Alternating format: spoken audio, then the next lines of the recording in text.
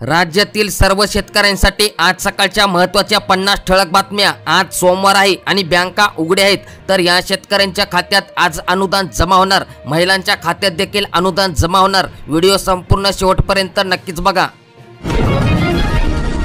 6,29,000 hectare क्षेत्रावर होणार खरीप पेरणीपूर्वी बियाणे खते खरेदी करण्यासाठी पीक कर्ज द्या। पालकमंत्री पंकजा मुंडे यांच्या महत्त्वाच्या सूचना।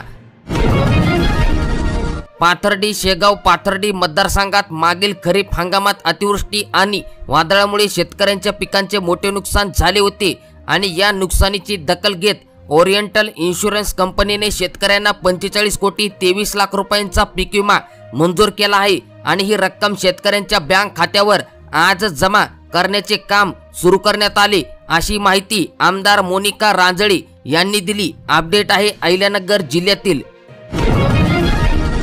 राज्यात ई बाईक टॅक्सी सुरू झाल्याने 15 लाख रिक्षा चालकांचा रोजगार धोक्यात आला आहे। त्यामुळे सरकारने राज्यात ई बाईक टॅक्सीला दिलेली मंजुरी तातडीने रद्द करावी, अशी मागणी रिक्षा संघटनांनी केली आहे। आजपासून रासायनिक खताची खरेदी बंद। 1 मे पासून केवळ कंपन्यांची खत खरेदी बंद राहील। शेतकरी बांधवांना सर्व कृषी निविष्ठांची विक्री सुरू राहणार आहे। शेतकऱ्यांची गैरसोय होणार नाही याची पुरेपूर काळजी घेतली जाईल। खोलीकरण व रुंदीकरणासाठी शेतकऱ्यांना हेक्टरी अनुदान मिळणार। गाळमुक्त धरण गाळयुक्त शिवार योजना 37,000 रुपये अनुदान शेतकऱ्यांना गाळ काढण्यास प्रोत्साहित करण्याकरिता हेक्टरी देण्यात येणार आहेत। साठवणूक केलेल्या हरभऱ्याला नाममात्र भाव। शेतकऱ्यांच्या अडचणी वाढल्या। उत्पादनात घट आल्याने उत्पादक चिंतेत। बाजारात विकण्याऐवजी साठवणुकीवर भर जास्त।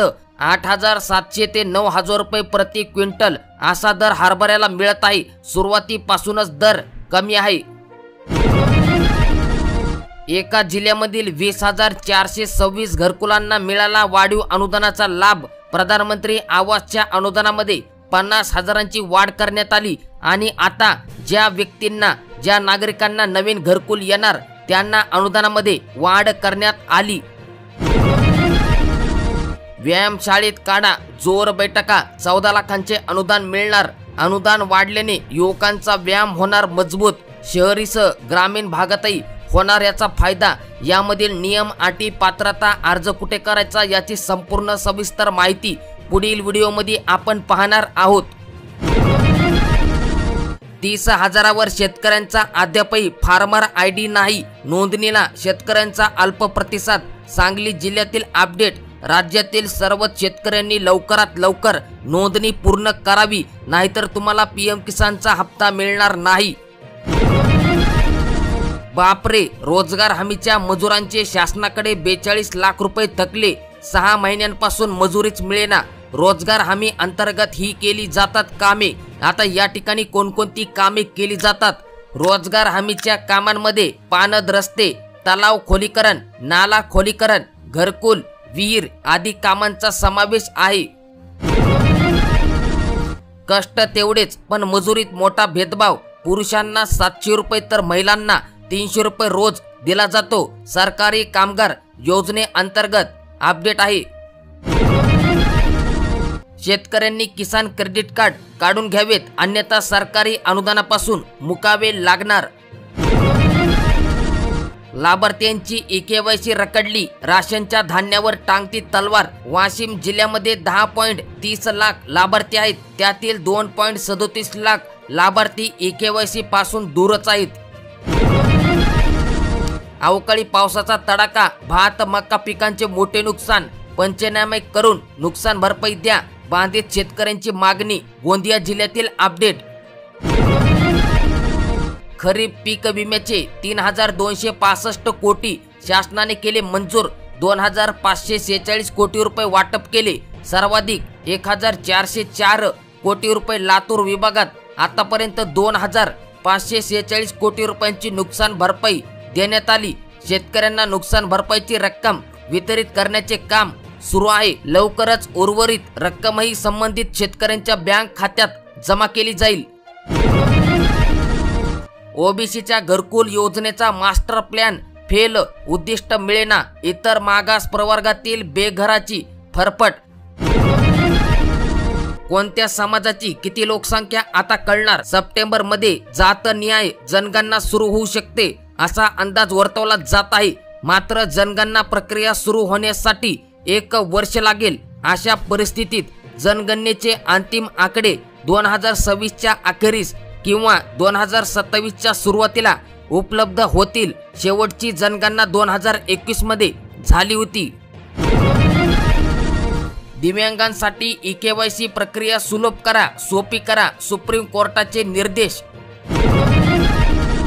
शेतकऱ्यांसाठी मोठी बातमी, अर्ज करा. मिनी ट्रॅक्टरसाठी 3.25 लाख रुपये मिळवा. सामाजिक न्याय विभागाकडून अनुसूचित जाती व नवबौद्ध घटकांच्या स्वयंसहाय्यता बचत गटासाठी अनुदानावर मिनी ट्रॅक्टर दिला जातो. गतवर्षी 10 मिनी ट्रॅक्टरचे वितरण करण्यात आले असून पात्र गटांनी या योजनेचा लाभ घेण्याचे आवाहन सामाजिक न्याय विभागाकडून करण्यात येत आहे. योजनेबद्दल अधिक माहिती आपण पुढील व्हिडिओमध्ये पाहणार आहोत. उन्हाची तीव्रता वाढली, बाजारामध्ये शेतमालाची आवक घटली. कारंजा बाजार समितीत सोयाबीनची आवक 5,000वरून 950 क्विंटलवर आली आहे. सोयाबीनला आजचा भाव 4,000 रुपये आहे. कामगारांनो, केवळ 1 रुपयात नोंदणी करा आणि कल्याणकारी योजनेचा लाभ मिळवा. नोंदणी करत मजुरांच्या मुलांना शिक्षणासाठी लाखांची मदत मिळते.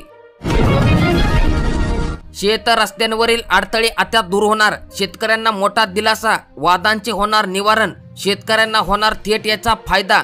गाव पातळीवर वादाचे शांतमय निवारण होणार. कायदेशीर प्रक्रियेच्या आधारे तातडीचा निर्णय घेणार. वेळ, पैसा आणि मनस्ताप वाचणार. शेतासाठी मोकळा आणि कायदेशीर रस्ता उपलब्ध होणार आहे.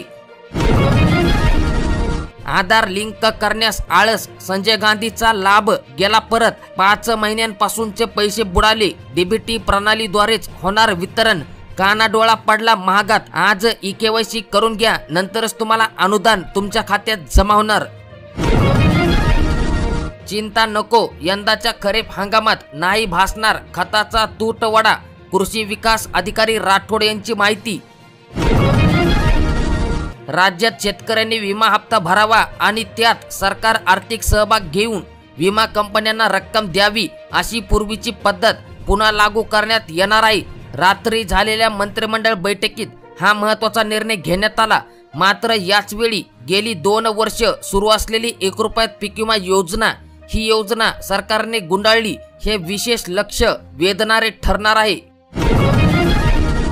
लाडक्या बहिणींसाठी गुड न्यूज, एप्रिलचे पैसे आले. मेचा हप्ता कधी येणार, किती रुपये येणार याची माहिती पाहणार आहोत.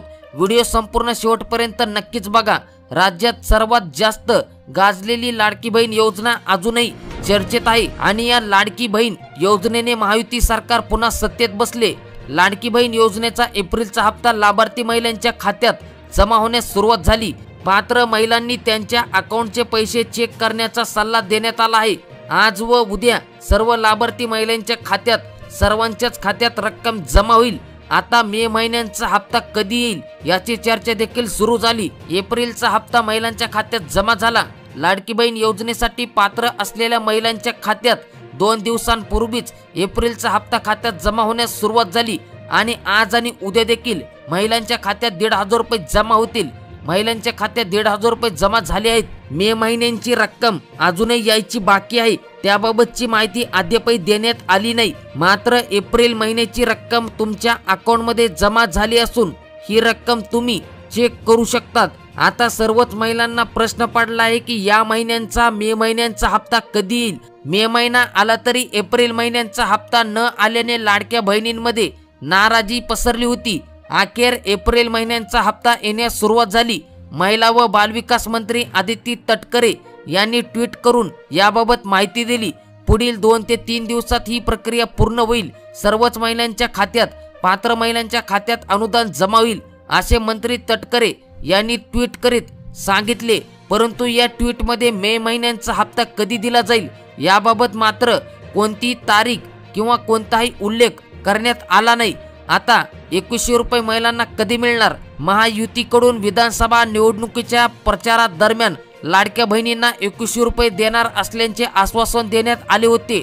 त्यानंतर लाडक्या बहिणींनी महायुतीला भरभरून मतदान केलं आणि तेच सत्तेत आले। आता महायुती सरकार स्थापन झालं तरी लाडक्या बहिणींना आश्वासन दिलेली वाढीव रक्कम देण्यात आली नाही आणि ही वाढीव रक्कम लवकरच देऊ एवढंच फक्त आश्वासन देण्यात आलं आहे। त्यामुळे ही वाढीव रक्कम कधी मिळेल हा सवाल विचारला जात आहे। अजितदादांचे तो मी नव्हेच, शेतकरी कर्जमाफीचे आश्वासन मी दिलेच नव्हते। कर्जमाफीसाठी शेतकऱ्यांचा अकोला, अमरावती आणि बुलढाण्यात ट्रॅक्टर मोर्चा काढण्यात आला। पाथरी, शेगाव, पाथर्डी मतदारसंघात मागील खरीप हंगामात अतिवृष्टी आणि वादळामुळे शेतकऱ्यांच्या पिकांचे मोठे नुकसान झाले होते। या नुकसानीची दखल घेत ओरिएंटल इन्शुरन्स कंपनीने शेतकऱ्यांना 45 कोटी 23 लाख रुपयांचा विमा, पीक विमा मंजूर केला आहे आणि ही रक्कम शेतकऱ्यांच्या बँक खात्यात जमा करण्याचे काम सुरू करण्यात आले आहेत, अशी माहिती आमदार मोनिका राजळे यांनी दिली। अपडेट आहे अहमदनगर म्हणजेच की अहिल्यानगर जिल्ह्यातील अपडेट।